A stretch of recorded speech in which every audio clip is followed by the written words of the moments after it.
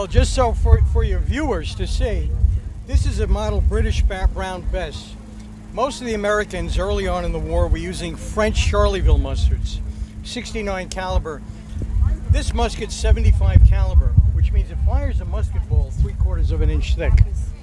So if it does hit you, and it doesn't even hit one of your bones, if it just penetrates an organ and goes through you, it'll go into your body this big and come out this big because it's made of lead and it expands going through bodily tissue. But the way it operates basically is you have your... I know the gentlemen love this.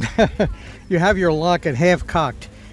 That's another expression that came from the 18th century. Did you ever hear the expression, don't go off half cocked? Indeed. That's what it means. If your musket was fired at half cocked position, it would go back for repair because half cock is a safety position. It should only go off when it's in the full cock in the lock. Okay? Now, this is your frizzen. What you would do, the only requirement for joining the Continental Army in the 18th century was to have two matching teeth, one upper and one lower. You would bite a paper cartridge, pour some of the powder in the pan, shut the frizzen, okay?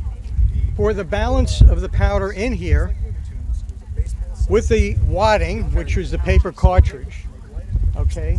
And the musket ball, 75 caliber. Then you would ram it down.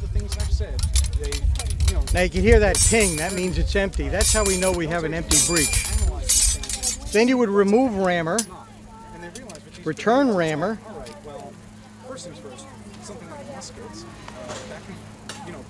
go to this position, and then your sergeant would say shoulder fire locks. Left shoulder. Okay?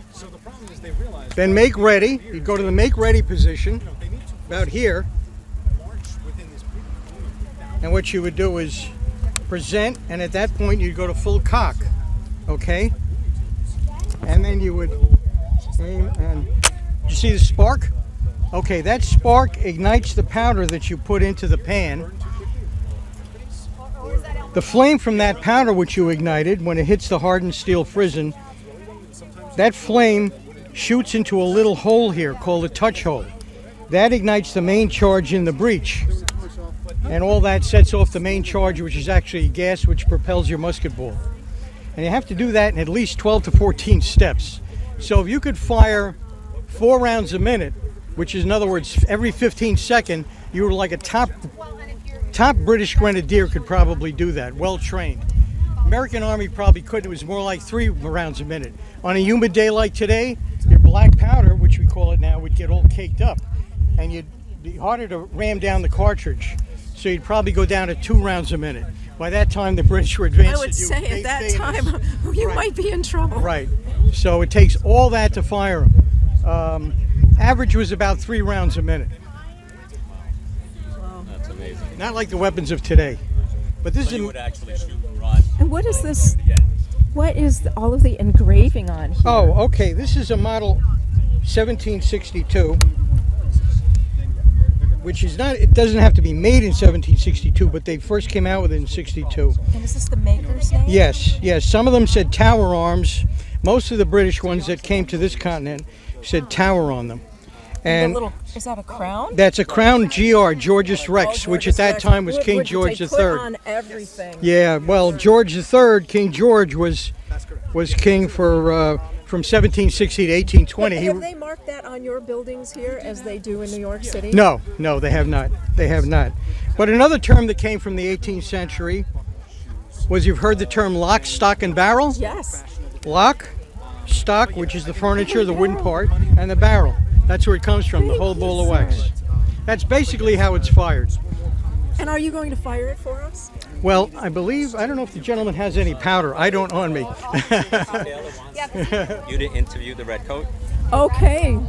Thank you for coming. Thank you so much. Sorry, I was. No, That's I was all planning right. on coming here. That's all right. Thank you. It's about 10.5 pounds, but it feels more than that when you're marching. Oh. When you're marching for 40 miles, it gets a lot heavier. Well, Mr. Is it as tall as me? It is as tall as me. Almost. And what happens when you add a bayonet? When you add, may I have your bayonet, sir?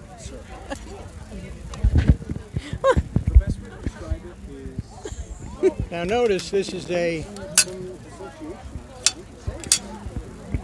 Oh my This goodness. bayonet has 3 sides to it, okay? It's Mrs. Q with a bayonet. Mrs. Q with a bayonet. Oh my gosh. Let me see if I can carry it. Hold on. All right. Go on your left shoulder. All right. Well, How do I hold this with my right hand? well, Whoa! Oh my goodness.